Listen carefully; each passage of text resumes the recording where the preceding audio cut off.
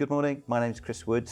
I'm a tutor for hospitality, but my previous life I have been the fromagier for Winteringham Fields, 2-star Michelin restaurant, and part of my role there was to look after and develop the cheese board. So today we're going to talk about lots of cheeses. So we're going to look at colour and texture and taste, and we're going to start with a variety of milk. So this is a board with a selection of cheeses from both the UK and the continent. The most traditional cheese we have in this country is the traditional cheddar.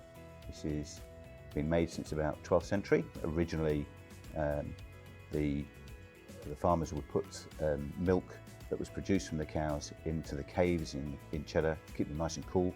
And it's believed that at some point a pail of milk was left in the cave and turned to cheese. And that's how it started, really. We have something like 700 cheeses in the UK. And this is cow's milk, but we also have lots of other varieties. This is Berkswell. Berkswell is produced more in the Midlands.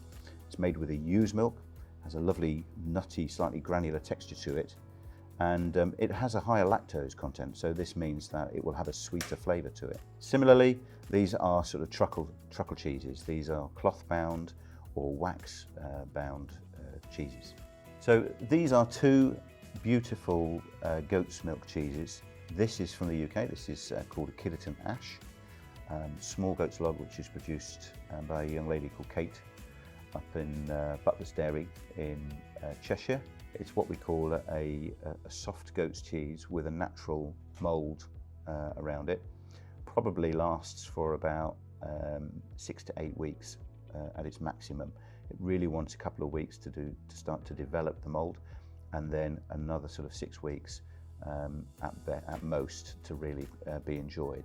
And as it matures, it will go from being a light, crumbly texture to being this slightly sort of a softer, more intense flavour. In front of that is very well-known Spanish cheese, won lots of awards, Montenegro.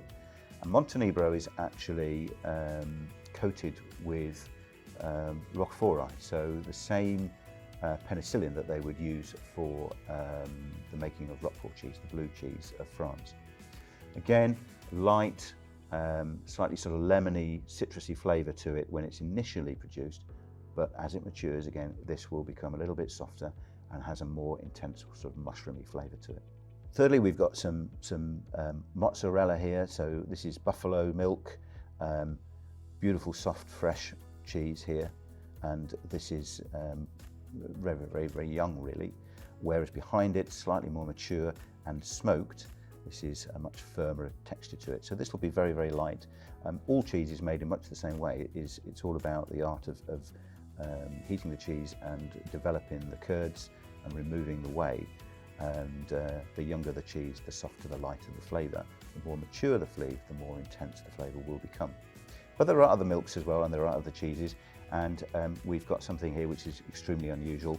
This is called Gjettos, a Norwegian cheese with a very light sort of caramel flavour, and this has been developed by heating the milk and then cooling the milk, and then as those curds set, it develops this cold block-like cheese, which they would use traditionally in Norway for spreading on their toast in the morning. So a really unique cheese, that one. Okay, so just to summarise, we've looked at a variety of milk in this first video. So we've got the traditional cow's milk, such as the cheddar, the ewe's milk that we've got in Berkswell, the goat's milk, the lovely goat's milk from both Spain and the UK, and then we've got the buffalo milk as well. We can buy buffalo milk produced in different forms. Inglewood is a lovely English buffalo cheese, but not on the board today. And then this rather unusual Gjettos. So let's move on to the next video.